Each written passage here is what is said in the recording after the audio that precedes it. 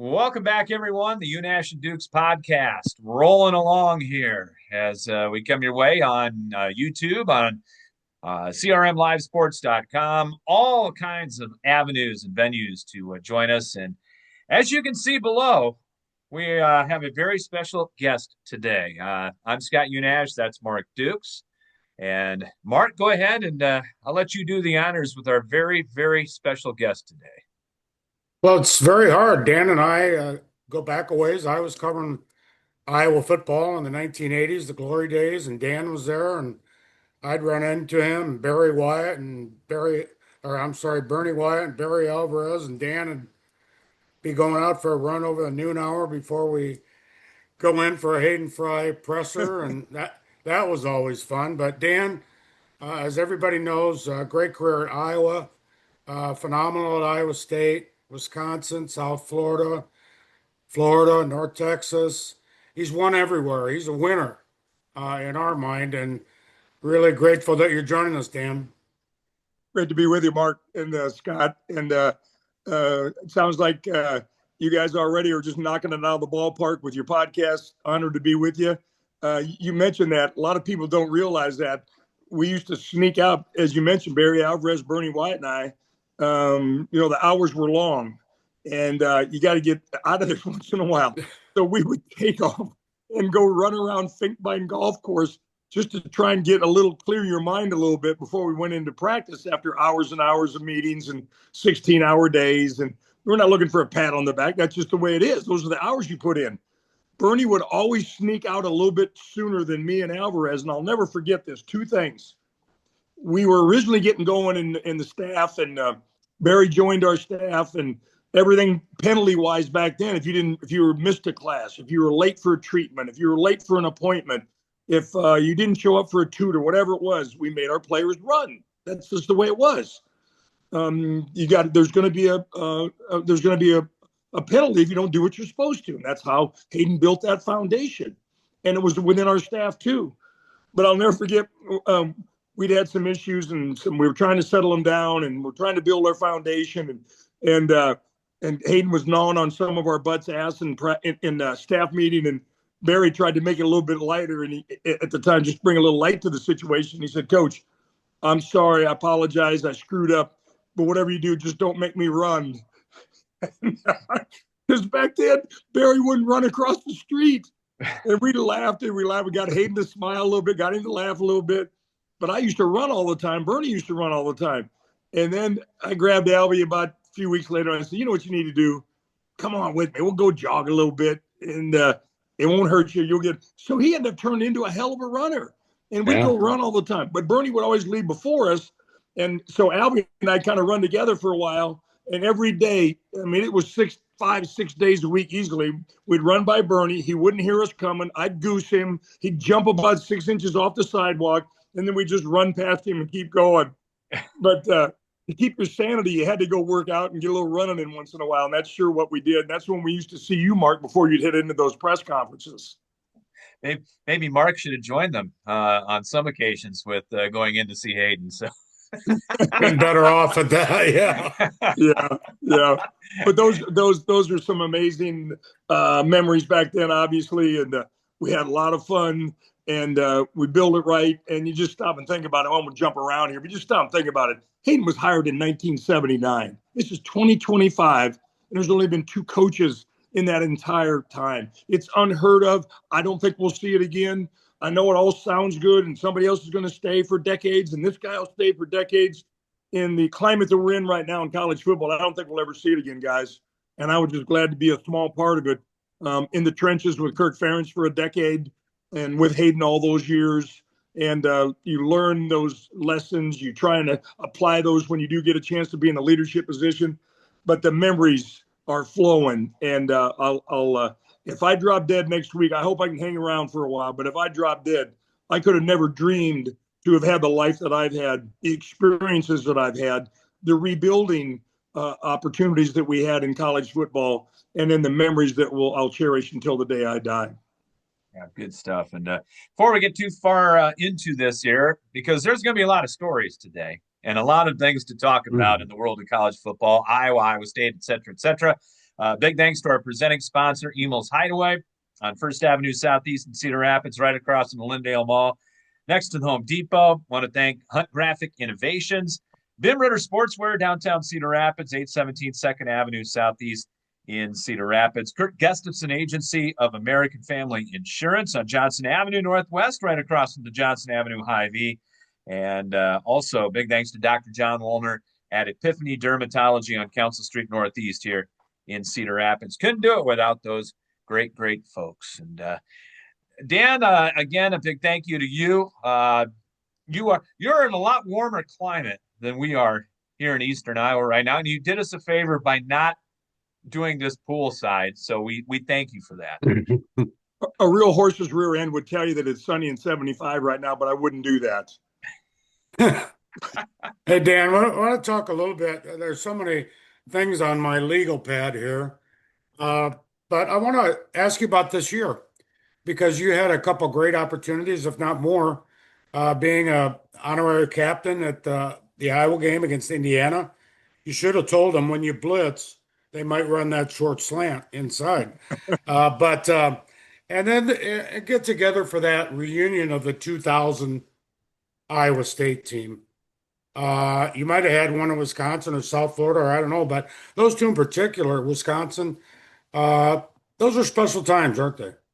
Amazing, Mark. They really are. And at the time, you talk about it and you visit with your players and you say, listen, someday you're going to want to come back and bring your kids back, and someday maybe your grandkids back, and talk about what you achieved. And in all honesty, no matter what you do individually, losing teams are easily forgotten. Winning teams and successful teams and history-making teams are remembered forever.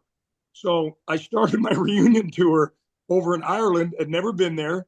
My dad and I and Jimmy McNulty, another teammate of mine at Iowa, wide receiver, and his dad, we used to talk about going to Ireland sometime. Then his dad died. Then my dad died. Then Jimmy died. Never got a chance to go. So when the Cyclones got a chance to go play Kansas State, I worked it out with my son and two of my captains from Iowa State and Jimmy McNulty's sons. We all went together over there. So great opportunity, a lot of fun. I'd never been there before. Matt Campbell let me talk to the team on Friday before the game, which was real sacred ground. I never wanted people coming in from the outside that close to kickoff talking to my teams unless there was a real meaningful message. But anyway, got a chance to do that. That was special. They won the game. Came back the very next week, Mark. We had a 25-year reunion of our 2000 Inside.com Bowl team. And nowadays, with all the success in Iowa and Iowa State, and it's like, well, that's not that big a deal. Well, they hadn't done it for 100 years at Iowa State. They'd never gone to a bowl game and won one. Johnny Majors went to two, lost them both. Earl Bruce went to two, lost them both. We beat the University of Pittsburgh in 2000 and did something that had never been done before in the history of Cyclone football. So somebody had to do it, and it was that team. So 5 days later, after we got back from Ireland, got in a plane, went back to Ames, had an incredible turnout. Over 100 people showed up. And then we still honored, Joey Elliott came back because Bobby passed away. Betsy Nelson came back because Mike Nelson passed away. I think 7 of my players have passed away, but we honored them too for their contributions. And I wanted their families to still feel good about what they did to help us make history together. So great weekend, and Cyclones won. 2 weeks later, we've got a reunion for the 1985 Hawkeye Rose Bowl team, Big Ten championship team. Chuck Long and Hap Peterson, that whole crew, just an amazing football team. Ronnie Harmon and Larry Station both came back, had never been back to Iowa City since 1985. Both came back. It was just amazing to see these legends of Hawkeye football to come back and honor that team and remember that team. It was really something else. And then 2 weeks later, you mentioned it before, they brought back, Mark, we brought all 3 Rose Bowl champion teams back to the University of Wisconsin. I was there for the first one. We started from scratch. Barry and I were very close to Iowa for 8 years. He went to Notre Dame. He tried to hire me twice with Lou Holtz. Second time I was all ready to go to Notre Dame. And then he said, wait just a second, hold on. A lot of rumors in Madison. If I get an interview and I get that job, I want you as my assistant head coach, defensive line coach, defensive coordinator. Long story short, that all worked out. And here they brought in this high-powered coaching staff, Brad Childress, Billy Callahan, future NFL head coaches, Bernie Wyatt and me from Iowa, big recruiters, big coaches, all that. And we won one game our first year. 1-10. And I'm sure there were some fans thinking, well, what the hell? I thought these were supposed to be really good coaches and recruiters. But we built our foundation. And then just a short 3 years later, we end up winning the first Rose Bowl in school history in 100 years. So those teams were brought back, and we were able to celebrate that. And it was amazing to see all these guys that came back. And then one more trip, and then I'll shut up. But one more trip was real meaningful to me. It was the weekend Iowa State played BYU, came up a little bit short. Of course, BYU played in the Big 12 championship game this year. But they honored Gene Smith and Chris Bono. Well, Chris Bono was a national champ wrestler, assistant coach to Bobby Douglas while I was at Iowa State. Gene Smith hired me and Billy Finley, who just won the game against Iowa last night, within a few months of each other. I think we were 3 months apart in 1995. But I wanted to go back and honor Gene Smith, cheer for the Cyclones against BYU, but go back and honor Gene Smith. So I was able to do that. And in the end, it was just an incredible fall, Mark, and got to go back and, the scores are fantastic. The records are great. The history that was made was unbelievable, but it's still about relationships. And to go back and see all these guys successful as dads, successful as husbands, successful in their professions. Isn't that funny how this works? It's amazing. All these years ago, if you bring enough guys together on a football team, got to have talent, obviously, but loyalty and work ethic and character and integrity and pride, and they respond to challenges. Isn't it funny how those guys are so successful when you make history together on the field, and then these guys take those same characteristics into their personal and professional lives, and they're kicking butt and having great success. And it's just so fun to go back and share those days and share those memories and tell a lot of stories, some of them even true. Everyone's gotten a lot better too since Oh 40 years. yeah. Oh yeah.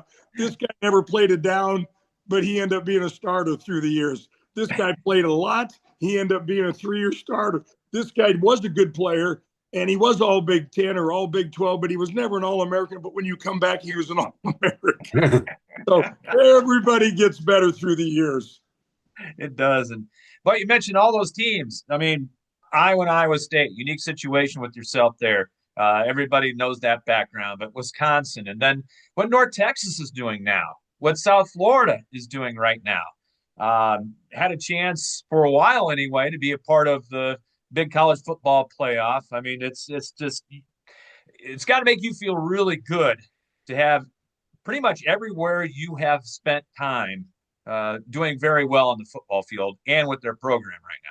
Yeah, Scott, it was a joy. I mean, who are we kidding? As we know, and you guys know in your profession, a lot of the opportunities that we get and the success we have has to do with timing in life. And it's that way in most walks of life. Timing is so important. I was part of 4 dramatic turnarounds where the programs were bottom 10, not very good, bottom 10. University of Iowa, University of Wisconsin, Iowa State University, and North Texas. They were all in the bottom 10. Now, when I was at South Florida, turned down my only opportunity to go to the NFL as an assistant with John Gruden and Monty Kiffin with the Tampa Bay Buccaneers as a defensive line coach. Almost took that job after I left Iowa State. And then Jim Levitt, who was a graduate assistant for us on defense at Iowa, was the head coach at South Florida. He called and said, Mac, you belong in college football. You belong in the white lines in college football. And I thought it through, and I ended up staying. We ended up going to number 2 in the country. We had a history-making season. It was phenomenal. And because of the success of that place, and George Selvey, who was a unanimous All-American for me, I got the call from Urban Meyer the night before I was going to have a press conference to take the head job at South Alabama. Joe Gottfried was the athletic director there. His brother was Mike. You might remember Mike was the head coach at the University of Pittsburgh, longtime ESPN guy. I did some of my Iowa State games. And Margie and I went in, interviewed in Atlanta. They wanted to bring me back to Mobile, offered me the job. They hadn't even played football yet. We were going to play games where the blue-gray game was always played there in Mobile, Alabama. They had $12 million in the bank to start building practice facilities, offices. 2 years from the time they would hire me, we'd start playing games. And I was all set to go be a head coach again and rebuild something else. And then I got the call from Urban Meyer. He was on a Learjet in Houston, Texas, recruiting. with Chuck Heater. He talk about a small world now. Mark, you remember Chuck Heater, I'll bet. He played at University of Michigan. Well, the first game of my senior year, 1974, we played at the University of Michigan, and Heats and I were captains. So we're out there shaking hands before we play the game in the big house. And then all these years later, we end up coaching together. I was the defensive line coach, assistant head coach with Urban. Heats was the secondary coach, and we won a national championship together. But it was just amazing. So all these opportunities to rebuild and then to go have success. And then for that one time, Urban called and said, "What are you doing?" I said, "I'm getting ready for a press conference." He said, "For what?" I said, "For the head job at South Alabama tomorrow." He goes, "Well, hell, they don't even play football." I said, "I know they don't, Urban, but they're going to start, and they want me to build that thing from scratch." He said, "Well, here's what you need to do." And I did. I found this out later on. He was a wide receiver coach, which I knew at Notre Dame with Lou Holtz. He was in the stands at the Iowa State-Pittsburgh game in the Inside.com Bowl when we won that game. He was the wide receiver coach. The whole team was in the stands. I remember that. But Urban said, "I remember the passion, the energy, and the enthusiasm, the toughness of that team. And I never forgot that. And that's why I want to hire your ass and bring you to Florida, because we got to get back on track. We just gave up 780 yards to Michigan in a bowl game. It's embarrassing. We need to get back on track and start playing great defense. And one time in your life, you need to coach a team where no one that we play will have better players than us. They might have as good of players as us, but they'll never have better players than us. And one time, before you ride off in that final sunset, Mac, you need to get that big ring and be a national champion." So didn't sleep a wink that night, decided to take the job at Florida, no regrets, and incredible opportunity. It was an amazing run. Of course, Urban and Nick Saban were both just inducted in the College Hall of Fame here in the last week. And to be a part of something special like that was amazing. So honestly, guys, when people say, "Well, you were at the top of the mountain," I was. National champion. You were at the bottom, lower than whale shit. I was, no question. And then all those experiences and rebuilding and achieving things and doing things that nobody ever thought you could do, that's what's been so amazing. And I'm so fortunate and so blessed to have gone through that. I love the stories, Dan. I want to ask you, maybe transition a little bit into today and specifically about Matt Campbell. Actually, I think this coaching cycle, what's happened in the last few weeks, they may make a 30 for 30 out of it. I don't know. But Matt Campbell in particular, you just talked about pondering whether to take this job or that job and all the factors that go into it. Matt Campbell, like yourself, had been Iowa State 10 years. They could have put a statue up if he'd stayed as long as Kirk Ferentz. Maybe still will. I don't know. But my question is, were you surprised that Matt took the Penn State job? How do you think he'll do? And where does Iowa State go from here? Yeah, I walk in real rare shoes, Mark. I'm real lucky because I've got this great relationship with Kirk Ferentz. Just got a text from him today. He was on the local news here. I live in Sarasota, Florida. He was on the local news because they did the press conference yesterday with the head coach from Vanderbilt and Kirk Ferentz. And so I sent him a text. He always gets back. We stay in touch. And really happy for him. Excited they're coming to Tampa. That's only Raymond James Stadium's only an hour and 15 minutes from here, so I'll be able to go do that. So great ties at Iowa. It's my hometown. Always proud to be a Hawkeye. Gave everything I had for a couple of decades at Iowa, and then getting the opportunity to coach at Iowa State and try and rebuild that thing. It was winless when we started. It was a pathetic excuse for college football. So when you're winless, that's just one thing. But what I didn't really realize at the time, not an excuse and not ever a pat on the back, but the facilities, other than a nice solid stadium, the facilities were ridiculously bad. The fundraising. I remember Gene Smith, it was just inducted in the Hall of Fame at Iowa State. He's in the Hall of Fame at Ohio State. I remember when we first got there, I said, "Who's the president of the Letter Winners Club? I want to meet with him, Gene." He kind of sheepishly looked down and looked up and goes, "We don't have one, Mac." I said, "You don't have a Letter Winners Club?" He goes, "No." I said, "Well, that was a dumb question on my part. The dumber question probably is then who's in charge of the Hall of Fame?" He says, "We don't have one." I said, is there a Cyclone Gridiron Club? Is there anything that's a fundraiser for football? No, we don't have any of that. So none of that stuff. So I got to be a part of all of that from the ground floor, Mark, and that was fun, and that will always be real meaningful. So it was so much fun to have an opportunity to be connected to these two teams. Billy Fenley and I got hired months apart. One of my closest friends in life. Watched that game last night, screaming and hollering, hooting and hollering, all that. TJ Otzenberger, extremely close. He was an assistant to GMAC when I was still coaching at Iowa State. Then he brought me to South Dakota State all 3 years he was there. Then he brought me to Vegas. Then he brought me to Iowa State. Every fall I get to go in and talk to the basketball teams. And I don't know if there's air or sand in a basketball, but I know about winning and losing and handling adversity and handling success. I'm just so blessed to be connected. But the first day on the job, when Matt Campbell got hired 10 years ago, he called. And I don't know if somebody had planted the seed or this is just who he is. But none of my players or coaches or myself felt welcome to go back to Iowa State ever since we left. None of us did until Matt Campbell took the job. And then he called and he said, Coach, I respect the past. I want to keep doing a great job right now, respecting the past, keep doing a really good job right now each day on a daily basis and build a great future. But one of the most important things is respecting the past. And I want you to come back. So he brought me back, and he brought me back many times. Great relationship. And so I was really, really close to both Iowa and Iowa State, which I'm saying is very, very rare. It's very unusual. I did get to coach in 25 of those games, Mark, Iowa State, Iowa games. I missed coaching in that game. It was just amazing. I hope they never, ever eliminate that game. It's amazing. But it was just so fun. And so obviously with the success that Matt's had, you worried and you got a little bit nervous. He called me on Saturday. We talked for half an hour after he took the Penn State job. I told him, I said, there were two jobs I was nervous about, man. And the first thing he came out of his mouth is he goes, I apologize, Mac. I'm sorry. I said, will you shut up? Stop it. Stop it. You gave us 10 great years. Incredible. You took that program further than I could have, and nobody else had ever taken it. Stop it. You got a great opportunity and you've earned it. But we talked and laughed and cajoled and told stories and reminisced and everything.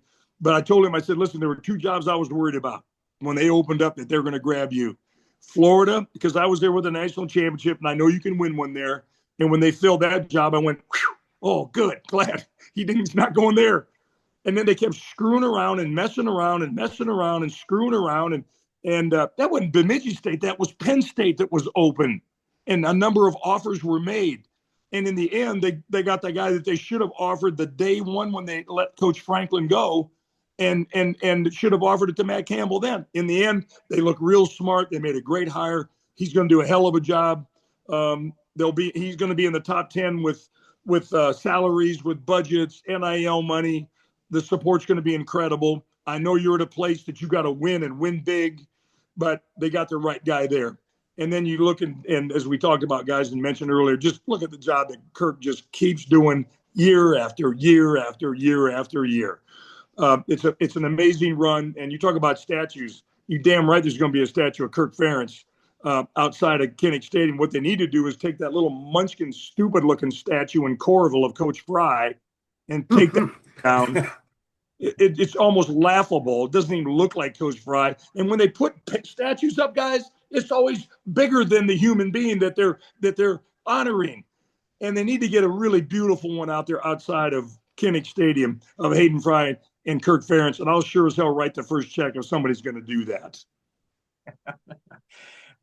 Yeah, and I agree. And I think there should be one of you outside of Jack Trice Stadium, Not too, a chance. by the way. Not a chance. And I've said that before. I appreciate the support, but it ain't happening in this lifetime. Thanks, God. Speaking of Kirk, I'm bewildered and continue to be bewildered on the fact that what he can do right now, transitioning from, going back all those years under Coach Fry, coming up through that system and transitioning now into what we have in this mad world of college athletics and above all of college football right now. And the way that he has transitioned is, I think people are not giving him as much credit as they should. He's got good people around him. We know that, helping him out. You got to at this stage of the game. But I don't think there are a lot of people that can do it out there, which is another feather in Kirk's cap. No doubt, Scott. And in the text, we went back and forth today. And in the text, he had come back with me and he said, this is kind of a crazy, and this isn't anything revealing, but he said, into the crazy world that Chris Kleiman gets out at Kansas State because of the climate and what's going on right now, the crazy things that are going on. And a whole bunch of the country is celebrating Lane Kiffin at LSU and how all that worked out. Isn't that funny how that works?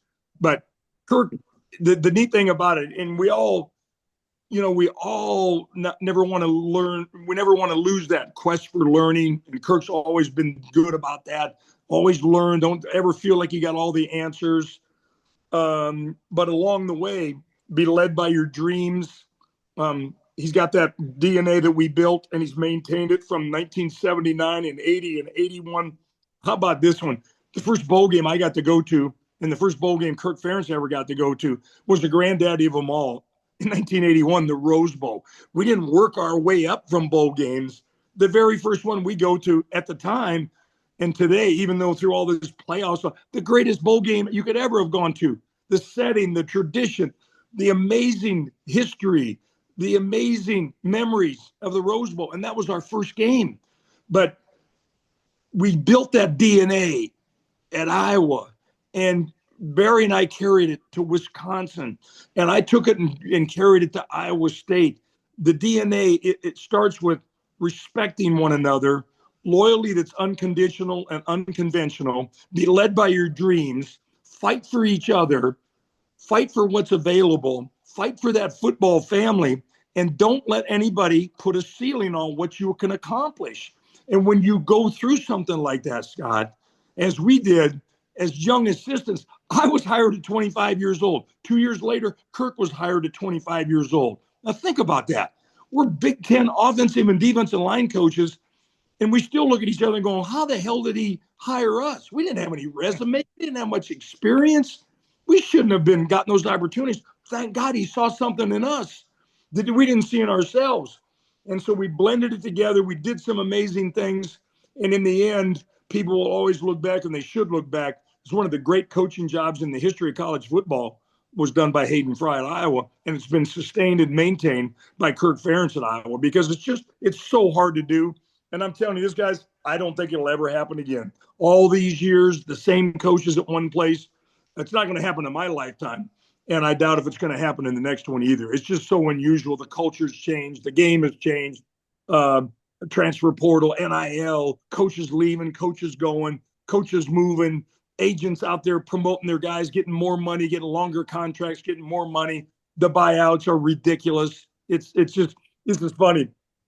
So we are up at Wisconsin, and Barry and I are up there standing in the end zone looking out over Camp Randall Friday night before they're going to play Ohio State the next day. So I saw Iowa, Indiana, as I think Mark mentioned earlier. I got a chance to be on air captain for that game, talked to the team on Friday. They came up a few plays short, played their ass off. At the end of the game, when the game's on the line, the quarterback's not in, or Mike linebacker's not in the game. They played their tails off. Unlike the Badgers, went up there and got shut out and played and got their ass kicked up between their shoulder blades. It's embarrassing what was going on. And when you've worked as hard as we did to build something special, and they go to 25 bowl games in a row, and you see them sitting their ass home for 2 years in a row, that's hard to watch. But Barry and I were out there talking and looking out and going, this is incredible, isn't it? It's amazing. And Alfie goes, we won 10 games, Mac, in 1993. We won the Rose Bowl in the first time in 100 years. He said, what did I pay you? I said, $90,000. And I said, I was happy as anybody in college football. I didn't care. I was thrilled. I had a whole bunch of money. I was thrilled. $90,000. We're Rose Bowl champs. And then you guys know what the salaries are nowadays. It's a different world out there. It is a different world, Dan. And I'm just guessing that Dan McCarney, head coach, would not allow his players to opt out of a bowl game. I mean, that's another thing that just happened this year. Now, Notre Dame and Iowa State and Kansas State are different situations, but this is where we're at now with the portal and the NIL and everything that post-dated your coaching career?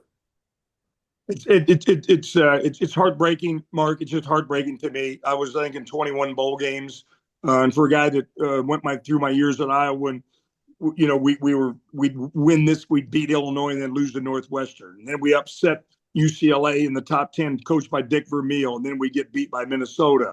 There was no consistency, as you remember. There was none. And then to be part of something so special, and then to go to all these bowl games. There's nothing it's just hard to put in words what a bowl game celebration of winning a bowl game in that locker room is like, because it's the last time those seniors will pull on that uniform. It's the last time you're all going to be together. Some of the coaches may leave. That whole senior class is going to leave. Some other players are going to leave. And that amazing memory and that celebration in that locker room, it's hard to put into words. And to have players nowadays that are opting out, Notre Dame, Iowa State, Kansas State, Baylor, 4 that I know of that have done that. Whatever the reasons are, it's just gut-wrenching and heartbreaking to me. I just hate to see it. I hate to see it. And if you're getting paid a lot of money, which most of these guys are, maybe we should break it down and put it into monthly payments. And if you decide you don't want to go play the bowl game, okay, well, you're sure as hell not going to get paid that last monthly paycheck. You're not going to go play and fulfill your part of your contract to go play that last game, which you should be going to play.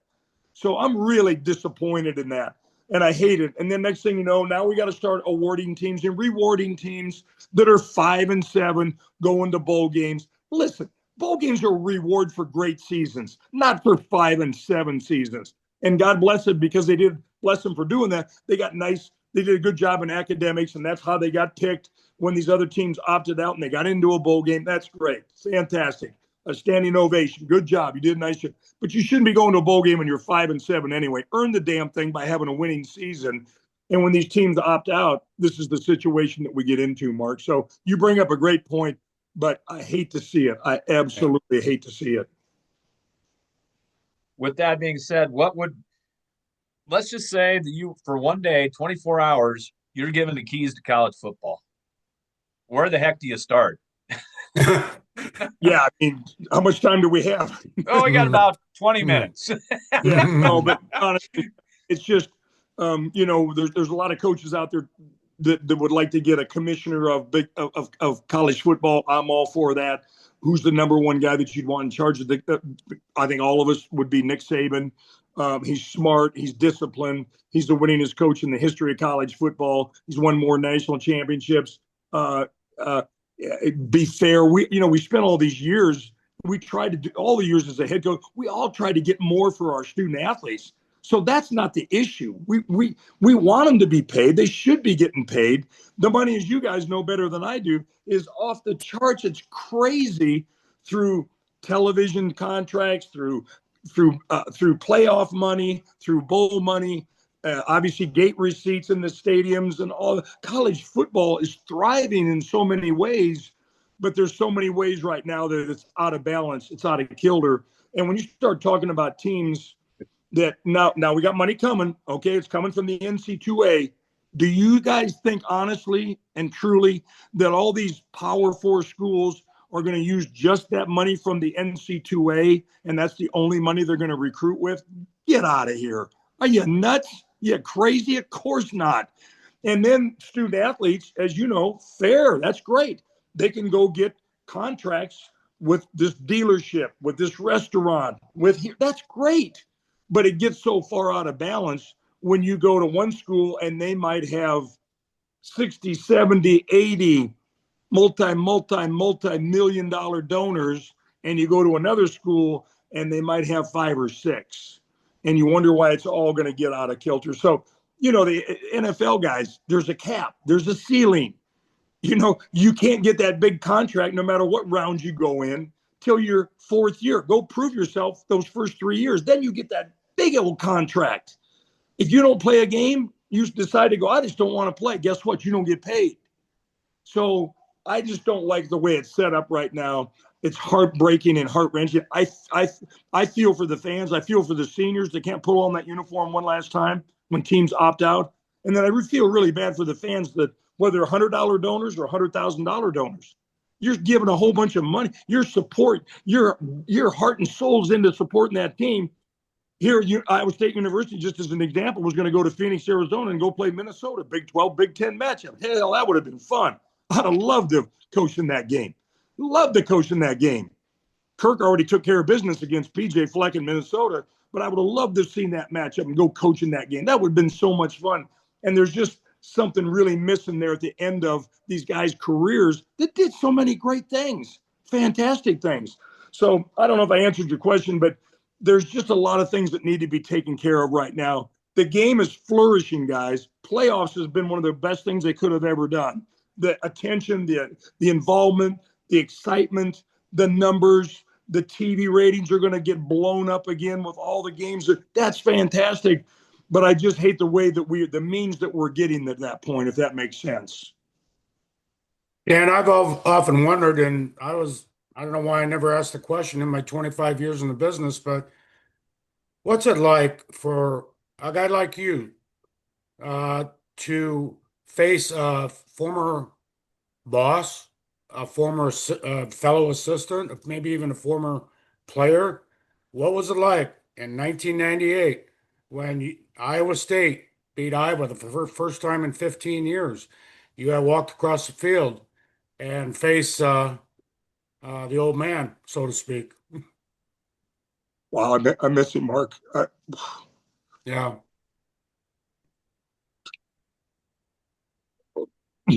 Just getting back to what I said before, Kirk and I laugh about it, we giggle about it, but from the bottom of our hearts, we are indebted to him. We would never have the opportunities that we did. I don't want to speak for all those other guys because there was tremendous talent on that staff. But I'm just telling you, from the inside, I don't know if any of us would have had a chance to be a head coach if it hadn't been for Hayden Fry. And that's Bill Snyder, that's Barry Alvarez, that's Kirk Ferentz, that's Bobby Stoops, that's Brett Bielema, that's me. That's it. I'm just telling you, that guy that gave us the opportunities that he did, it was incredible. Thank God he saw the things in us, even though we sure as hell didn't have the experience. Amazing to put that staff together. So I really, really miss him, but it was hard. But I'll tell you, the year before, Mark, and you may not remember this, but I sure do. The year before, the game was in Ames. And when I got there, Iowa State had lost 12 in a row to Iowa. Great rivalry, great rivalry. Bullshit. There's no way. You're getting you. And most of those games were blowouts because I was on the other end of a lot of those. It's going to be tight. It's going to be close. You got to be ready. It's 35 zip at half. They can come back, and those players are looking at you at halftime in the locker room going, "You're nuts." They don't say it, but they're looking at you like, "You're nuts. They're not coming back. They stink. They're terrible. We're really good, and they're really bad." So the year before we turned it around, 97, Tim Dwight senior year, great team, phenomenal team. They come to Ames, up and down the field, boom, boom, boom, blowing us out. Late in the game, they hit a pass, go over 60 points. I think it was it might have been Tim Dwight, might have been him, or was somebody else late in the game. Of course, Hayden came up afterwards. Mac, I love you like a son, which he always said, I love you like a son. That quarterback audibilized to that game. He shouldn't have done that. And I know there was no audible. It was just Iowa State, Iowa. It wasn't because he hated me. It was because of just Iowa State, Iowa. So the next year we go back in 98, as you mentioned, Mark, we're 29.5-point underdogs. We had a really good week of practice. We got beat by TCU at home the week before. But I just had a really good feeling. I just did that we were going to do this. But it takes special plays, special players making plays. We had a kid named Kevin Wilson. We sold our guys all week long that we can block a punt against Iowa. Don't know which one of you it will be, but one of you guys is going to block a punt, and you'll set the tempo for the day. It was either the first or second punt of the game. Kevin Wilson from the state of Ohio comes in, blocks it, sets the tempo. We'll never look back. We win 27-9. And then we won 6 games. I ended up 6-6 in my career at Iowa State against Iowa, but we brought the rivalry back. Now it's alive and well. It's a great rivalry now. Kirk's won so many of them, did a heck of a job against so many people. We had some great wins, but that shit's not easy now, Mark. It's hard. That's tough. Love Hayden Fry, coached against him.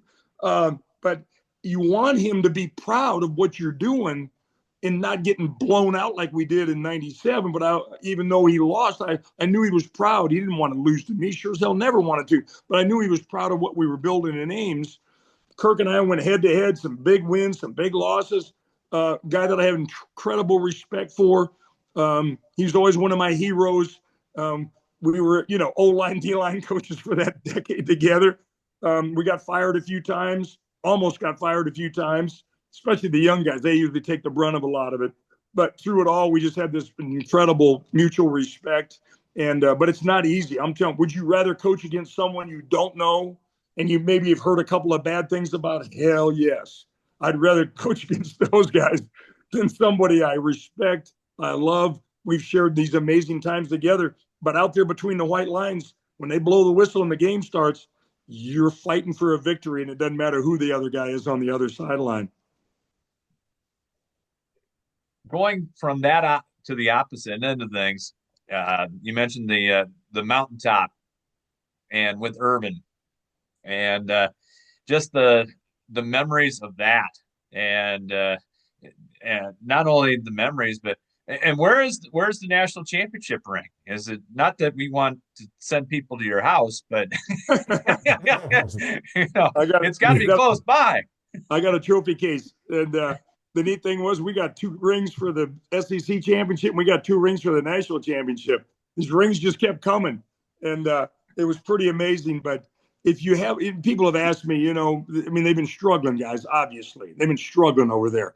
When you've been there and you've done it, and you were a part of it, and you were a small part of it, but you were a part of a national championship, you know what can be done. And there's no excuse to be average, half-ass, okay, so-so, below average. There's no excuse for that. That's what's been going on over there. So hopefully they made the right hire. But I know this much. At that place, the facilities, the fans, the amazing support, the money, all that stuff, the swamp. It's incredible on game day. But if you're going to go have success at Florida, you better have an elite head coach. You better have an elite a group of coaches that know how to evaluate, recruit, and coach and bring out the best in everyone. You better have elite players, or that conference will chew you up and spit you out. You better have those things. So, but to get to that point, it was incredible. And we did have the one setback that year against Ole Miss. We turned the ball over 5 times that day on offense. Tebow's offense, that crew, we just turned it over 5 times. Defensively, we weren't quite as good as we normally were. We were one of the top 5 defenses in college football. But that was the only loss, and that was when the speech was made that we've all heard a few hundred times at Tebow, and nobody will outwork us, and nobody will all that. But it was true. And we came back, and then we went right back to work. I remember we played LSU. We're both in the top 10, Scott. Think about this now. And through the years, they're loaded with talent. And there's transition there right now. They got a new head coach, and Lane will do a hell of a job. But all these years go by, and they always have NFL guys all over the place. I remember that day, we are smoking them. We got them down by 35 points, and this is another top 10 team. And I can still see Percy Harvin. LSU's got speed everywhere, and Percy Harvin's running away from these fast guys. They can't catch him. And we forced, I think, 5 turnovers in that game defensively, and we just blew them out. And we just never looked back. And then we went and played in the SEC championship game against Alabama, Nick Saban, in the most violent physical game I was ever a part of. And I've been part of lots of those games. 45 years in Division I football as a player and coach. That was the most violent game I was ever a part of. And we were fortunate to win it. Alabama was number 1 at the time. I think we were number 4 or 5. And then Bobby Stoops in Oklahoma moved into number 1 after we beat Alabama. We went and played Bobby Stoops in Oklahoma, who was just loaded. First rounder, second rounder, first rounder, second rounder, third rounder, second rounder, first rounder. But we had some cats too. And it was a hell of a game. And in the second series, they were averaging 54 points a game. And we had a really good defense. But the second series, they went boom, boom, boom, boom, scored. And you're sitting there going, holy shit, are they going to hang 54 on us? Fortunately, we made the adjustments. We did have good players. We ended up winning 24-14. And we beat 2 number 1 teams Alabama and Oklahoma within a 3-week period of time to win that national championship. And for my family, my wife, my children to be a part of it, to hold that trophy. And Urban grabbed me, and said, I told you, damn it. I told you one time in your life, you need to get that big ring. You need to have that big ring. So it was a lot of fun. It was an enjoyable experience. It was an incredible one. And so I've been asked to write books a couple of times. I'm not going to do it because I'd be handing them out. Nobody'd buy them. I know that. But when you go from the worst at these places to the top of the mountain, and then those rebuilds and those renovations and all that stuff, it makes for amazing memories and great experiences and a lot of fun to get a chance to talk about it. Dan, last one from me, and I'm probably going to ask you a question that you can't answer, but for whatever reason, I thought about Dan McCarney and all these stops and all the successes, and I thought of the Baseball Hall of Fame. When a guy plays for a lot of different teams and has to select the hat of the team that he wants on that bust. If that was Dan, what hat would you select? I'm gonna get me a neutral one, man. I'm a neutral one, Mark. This is God's honest truth. I've been asked so many times because I was so blessed to be at those 2 great schools, those great universities, and I've been asked a lot. You hear all this stuff around. Travel the country. Nowadays, I still get to go do speaking engagements, and I go to reunions, and I go visit this and visit that. And I got a lot of former players out there. Chris Ash, the defensive coordinator at Notre Dame. Tony Alford, unfortunately, has been at Michigan, but he was at Ohio State when they won national championships. Charlie Partridge, one of my young guys. He's the defensive line coach of the Indianapolis Colts. Just, you love being around these guys. Zach Orr was my captain at North Texas, defensive coordinator with the Baltimore Ravens. Anthony Weaver, my graduate assistant in Florida, on my staff at North Texas, defensive coordinator of the Miami Dolphins. You just love following these teams and watching them. But I've been asked that many, many times. It's just really, really hard to pick a team. And I just don't. I love both of them. My wife, Margie, doesn't know. I've never told my kids. They've asked me hundreds and hundreds of times, Dad, who do you okay, cut through that. All that stuff sounds good, Dan. Who do you root for when those teams get together? I truly love both schools. I'm happy and excited for the team that wins. I'm sick for the team that loses because it's just one game, guys. But as you know, it's not just a game. It's not just one game. It's an amazing, amazing opportunity and experience to be a part of. And I love cheering for them now. It's funny how it works nowadays when you're retired, when you're coaching, you can't sleep at night on Saturday nights. You win, you think you'd be a little more relaxed. No, you're excited and you got the adrenaline running and we're going to keep it going and what do we got to do and all that. And then when you lose, you wake up and you start thinking about that call you made, that call that we made, that player that got injured, the setbacks that you have. And it's really hard. But nowadays, no matter who wins or who loses, I still get a good night's sleep every Saturday night. But just a huge fan of college football. I really appreciate what you guys are doing. It's an honor for me to be with you. You made the state of Iowa a lot better. I don't need to throw out this BS. I could be dead in a couple of months. Both you guys have done a great job for the state of Iowa, promoting sports and athletics, Hawkeyes, Cyclones, Panthers, Bulldogs, all that stuff. And it's really cool you've gotten together with this podcast. So I really appreciate the chance to be with you guys. Thank you, Dan. Appreciate that, Dan. Forgot Cohawks, though. You got to throw that out there. Cohawks, there you go. No, I guarantee it. Yeah, go ahead. I guarantee you, Dan, I'm a Cohawk, and I could not be on the Cornell side of the field and walk across after I beat the Cohawks. I admire you for that, Dan. Yeah, these rivalries, nothing like it, but it's all part of our experiences in life, and appreciate it. And it's been a lot of fun. So you guys keep up the good work, guys. Take care. Thank you, Dan. Great, Dan. You too. Thank you so very much for joining us. We'll let you go and look forward to talking to you again down the road. Okay. We'll do it again sometime, guys. Stay warm up there. All right, Dan. Thank you, Dan. Bye-bye. Thanks. You bet. A lot of great stories that Dan had, and we knew he would, and some very good thoughts about.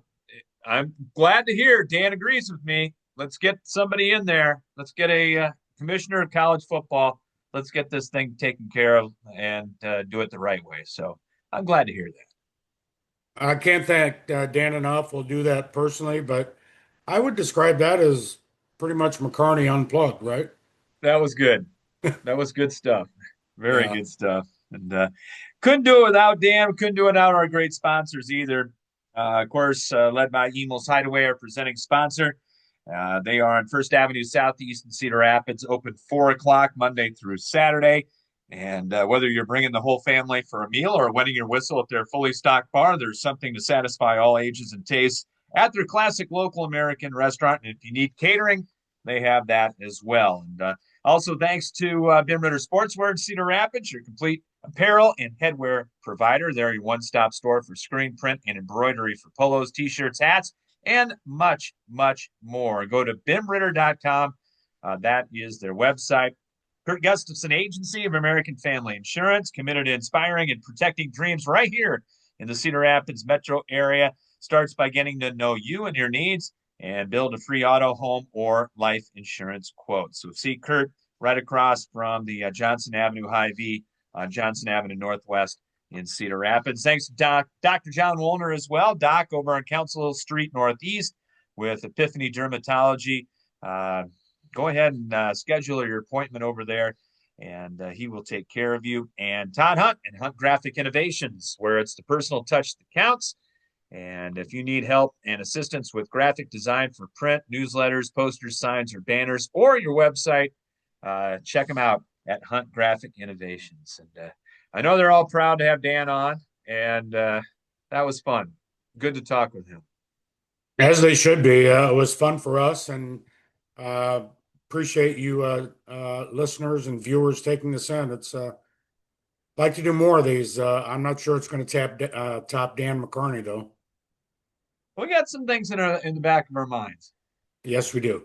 That we're going to explore here. With the new avenue like this, we can do that. So we can, and we will, and we will take advantage of that. So, all right, Mark, thanks to Dan McCarney. That was good. This will be up there if you want to view it, listen to it about 300 million times. You can do so. Go to YouTube and go to crmlivesports.com as well. All right, Mark, we will talk to you next time. You got it. Talk to them. All right, it's been the Unash and Dukes podcast. Thanks for viewing, and thanks for listening, everybody.